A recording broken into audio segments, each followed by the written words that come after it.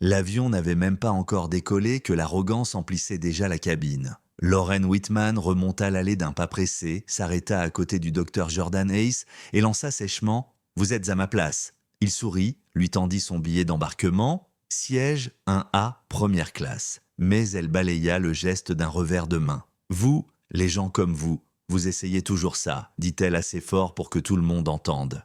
L'hôtesse accourut, se rangeant aussitôt de son côté sans même vérifier. Quelques secondes plus tard, Jordan déverrouilla son téléphone, se pencha en arrière et murmura « Avant d'appeler la sécurité, appelez votre patron.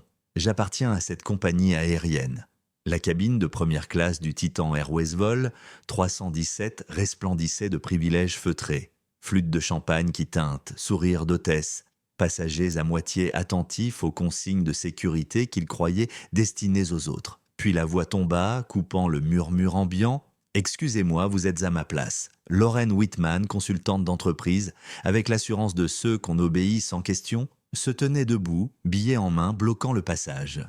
L'homme assis là, Dr Jordan Hayes, leva les yeux de son téléphone calme, posé. « Siège 1A, c'est bien ça ?»« Oui, dit-elle sèchement. » Il tourna son billet vers elle. « C'est le mien. » Lauren le parcourut du regard, puis ricana. « Oh, je vois ce qui se passe. Vous, les gens comme vous faites-moi toujours ce genre de coup.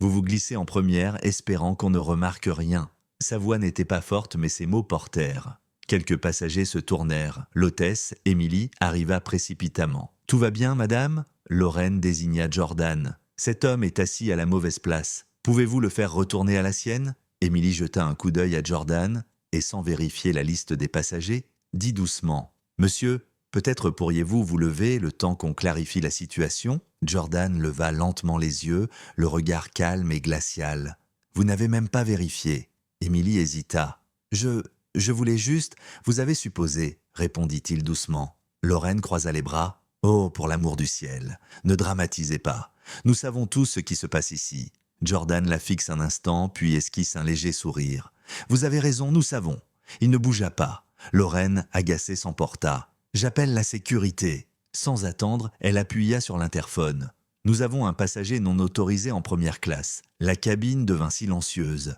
Un homme assis en imbé se pencha. « Madame, vérifiez la liste avant de vous ridiculiser. » Lauren le fusilla du regard. « Je n'ai pas besoin de vos conseils. » Jordan resta silencieux, tapota une fois son téléphone.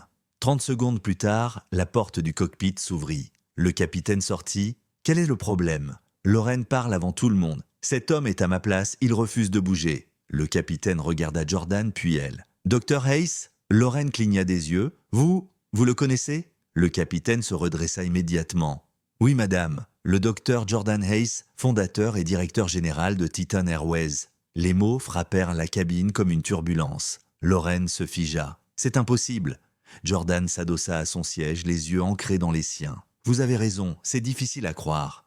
Qu'une personne représentant un partenaire de Titan puisse se comporter ainsi. » Le visage d'Emily devint livide. « Monsieur, je ne savais pas. »« Vous n'avez pas vérifié, » répéta-t-il doucement. « Et vous avez laissé le préjugé faire votre travail à votre place. » Lauren tente de se reprendre. « C'est un malentendu. »« Non, dit-il calmement, c'est de la clarté. » Il se tourna vers l'homme en imbé. « Vous filmez depuis tout à l'heure, n'est-ce pas ?»« Pour des raisons légales, » répondit l'homme. « Parfait, envoyez ça à notre équipe RP.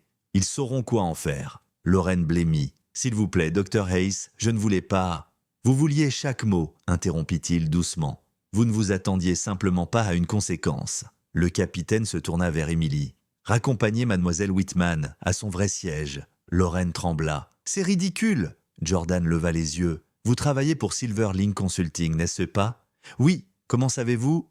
Il montra son téléphone.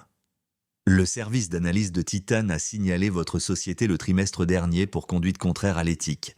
Je lisais ce rapport avant votre arrivée. » Sa bouche s'ouvrit, aucun son n'en sortit. Jordan resta calme. « Considérez ceci comme votre entretien de sortie. » L'hôtesse aida Lauren à rassembler ses affaires tandis que des murmures parcouraient de la cabine.